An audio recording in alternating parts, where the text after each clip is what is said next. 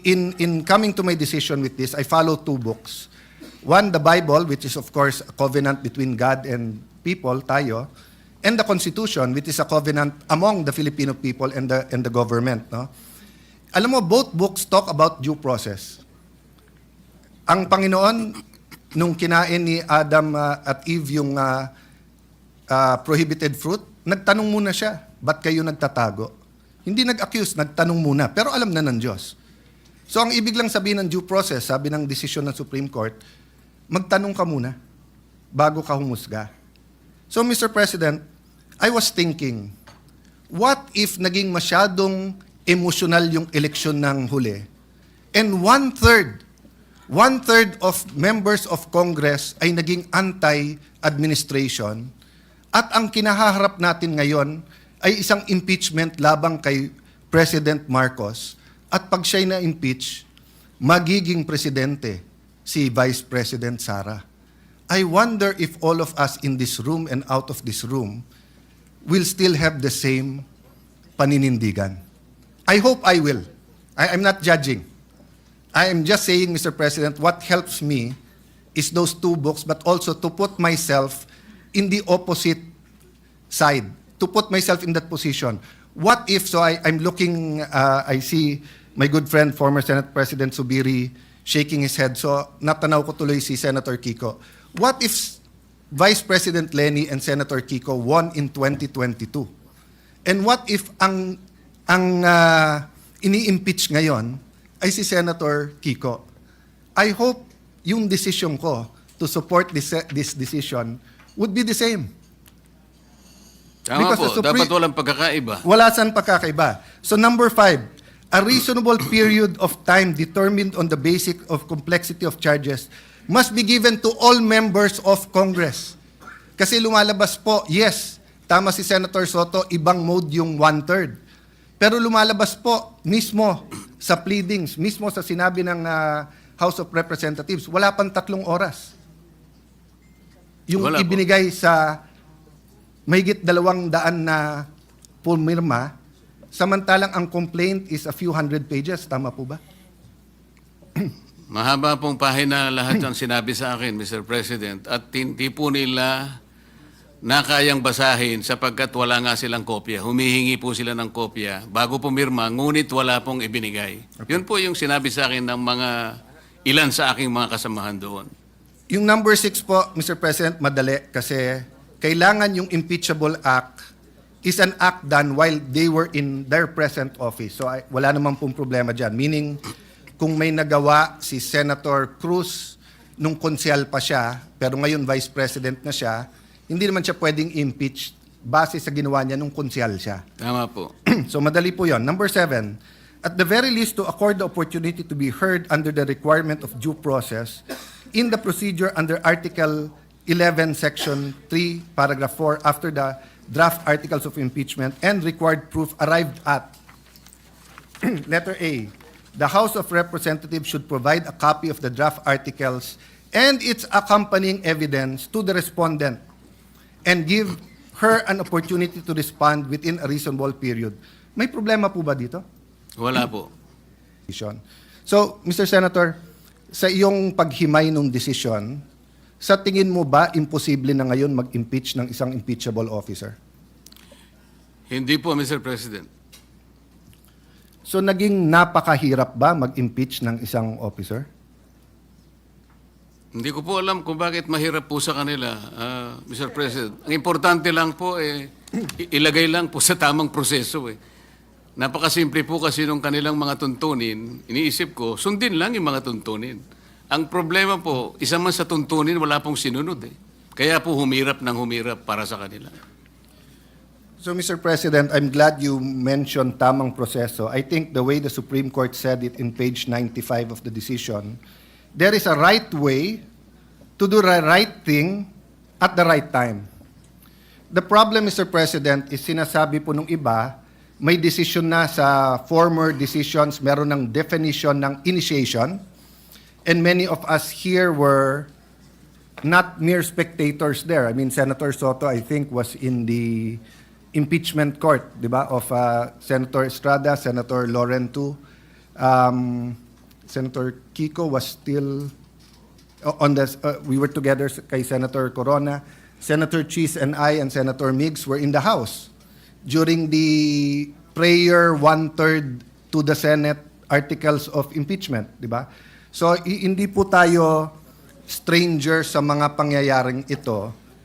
Ang punto ko, Mr. President, Senator Marcoleta, kung hindi nagsabi ang Supreme Court ng specific na dapat sundin, pwede kong ma-interpret na baka naman masyadong mahirap.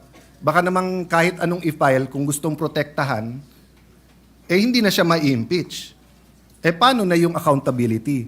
But is it true, Mr. President, that on page 93 of the decision, the Supreme Court actually narrated what has to be done for a valid impeachment complaint? Yes, Mr. President. Allow me to read. 1, the draft article of impeachment or resolution should be accompanied by evidence when made available to members of the House, especially those who are considering its endorsement. 2, the evidence should be sufficient to prove the charges in the articles of impeachment. 3, the draft articles of impeachment and their accompanying evidence should be made available to all members of the House of Representatives, not only to those who are being considered to endorse. Impeachment is an act of the entire House, which requires a qualified minority of only one-third of its members to be transmitted to the Senate. However, the House of Representatives is a deliberative assembly where each member should be allowed to represent the views of their constituents. Let me stop there first. Mr. President, may problema ba yung number 1 na yung articles of impeachment kailangan may ebidensya? Wala pong problema doon, Mr. President. Hindi ba ho baliktad? Kung walang ebidensya, may problema. Tama po. Kasi kung walang ebidensya, ano yon? Tapon mo sa Senate, bahala na si Batman. So, precisely tama ang Supreme Court that even if one-third endorse or file, dapat may ebidensya na. Let me go to the second part. The evidence should be sufficient to prove the charges in the article of impeachment. Mr. President, tama po ba na iba po yung sufficiency at iba din po yung quality or yung burden of proof? Di ba? Opo. So halimbawa po, sa piskalya, hindi po kailangan sa piskalya beyond reasonable doubt. Probable. Kailangan lang that there is probable cause that a crime was committed and there is probable cause that the accused committed that crime.